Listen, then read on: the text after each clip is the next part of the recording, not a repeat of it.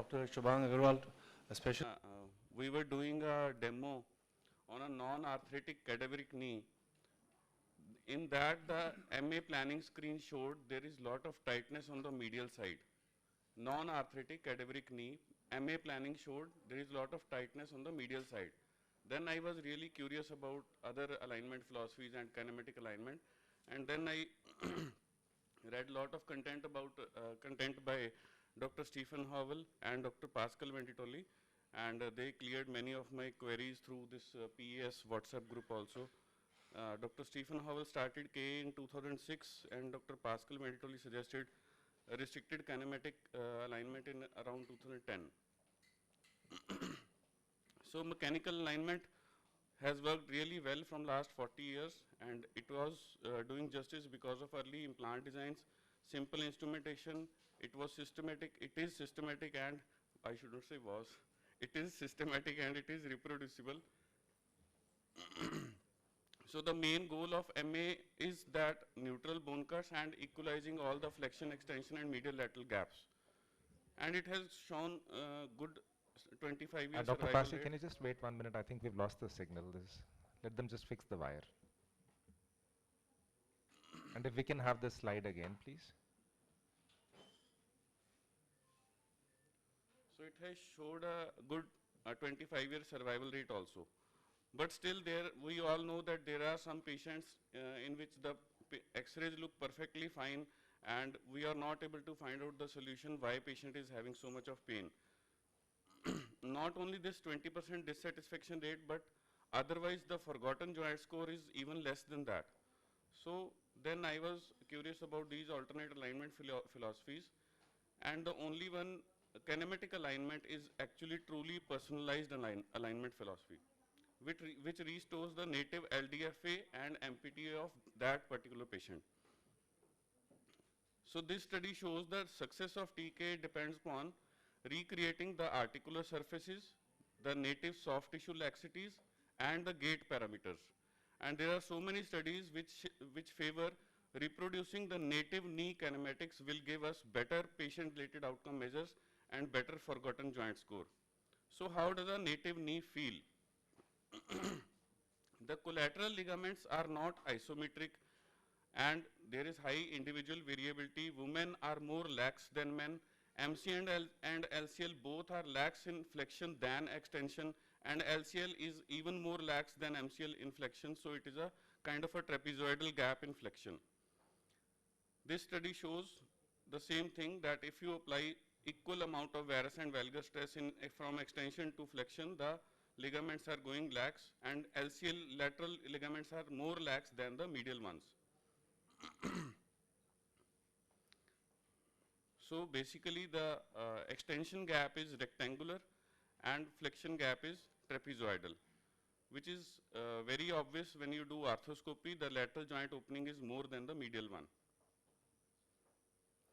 So K will restore the native laxities of the knee joint, but MA will equalize all the gaps in flexion, extension, medial, lateral.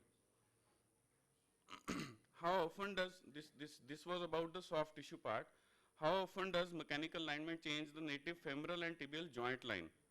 So this study showed that there is wide variability of LDFA, lateral distal femur angle, and medial proximal tibial angle.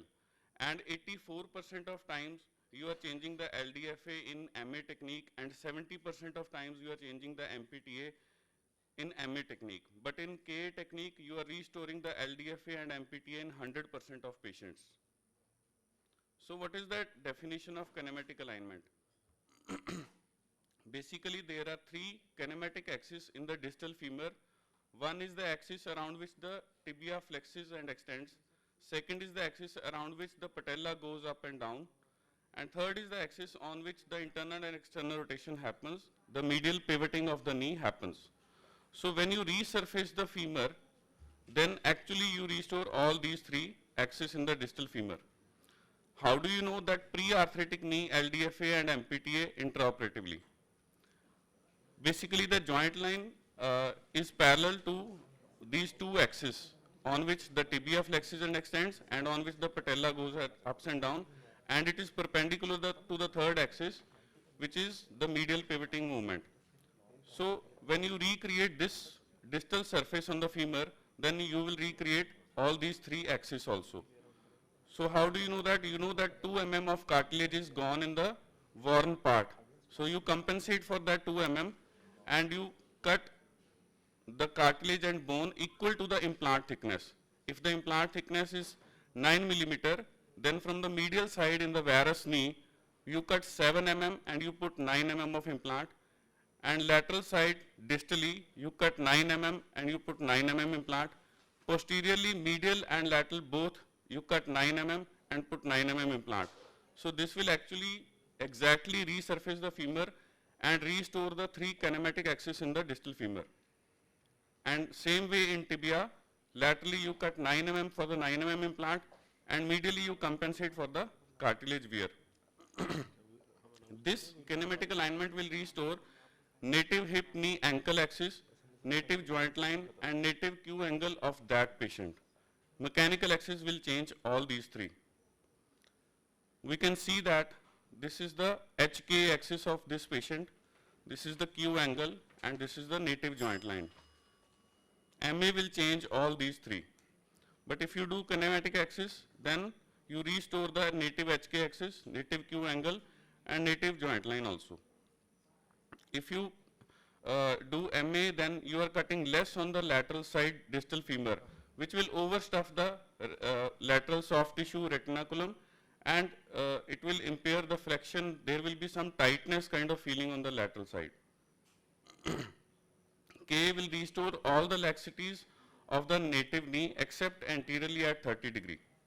So this study showed KATK without ligament release, without any ligament release, achieves biomechanical function quite similar to that of the native pre-arthritic knee joint. The anterior laxity seen at 30 degree can also be solved with the use of medial pivot insert. So this shows that the compartment forces, tibial compartment forces, medial compartment, lateral, and the difference between the two is more with MATK but less with KATK. Medial tibial compartment forces are comparable to the native knee joint, and lateral tibial compartment forces are also comparable with the native knee joint. And also it will restore the gait parameters. So K will restore balanced extension gap, trapezoidal flexion gap and native knee laxities. Gap balancing MA will tighten collateral ligaments, cruciates and retinaculum, which is perceived as pain, stiffness and limited flexion. In MATK, we first alter the bony anatomy and then we alter the soft tissue anatomy to balance the knee joint. These are the randomized control trials from different countries which show better function with K than MA. So this is a study in which they compare the KATK with the contralateral MATK. Patients definitely recovered faster with the KATK side and preferred the KATK side than the MATK side. The forgotten joint score and Oxford knee score was also better. So consider trying kinematic alignment. It will give better satisfaction, function and motion, and 10 years implant survivorship is also reported at least equal to MA if not better. So the Oxford knee score is comparable with the unicondylar knee. Tibial component failure and patella instability are infrequent. So when you do manually MA technique, you have low precision and low accuracy. When you do MA with robotic technology, you have high precision but maybe less accuracy because you are not restoring the native knee. When you do K with robot, then you have high precision and high accuracy.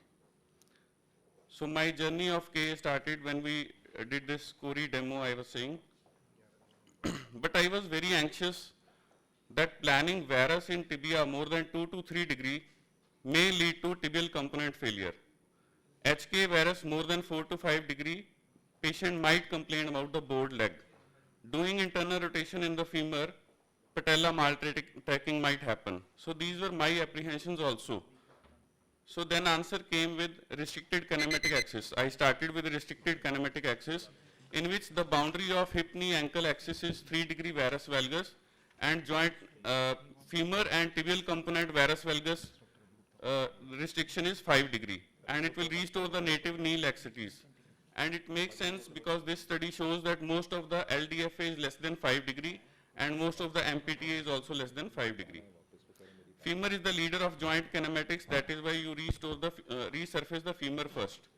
And the unworn side is also preferred. Dr. Passi, kindly conclude.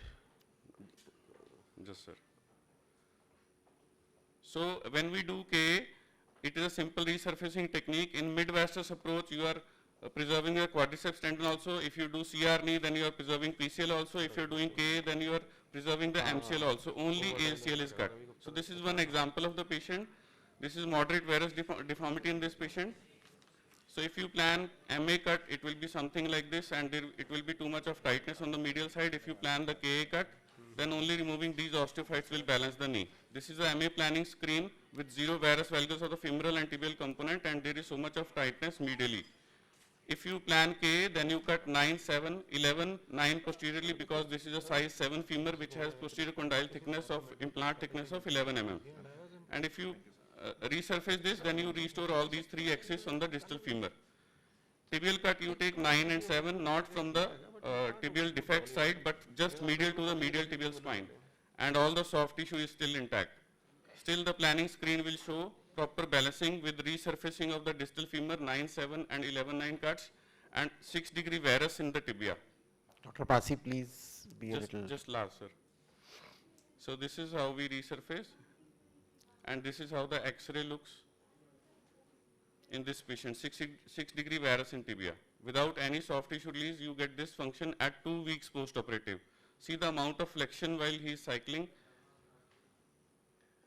If you plan for MA in this patient, life is really simple, but we insist on making it complicated.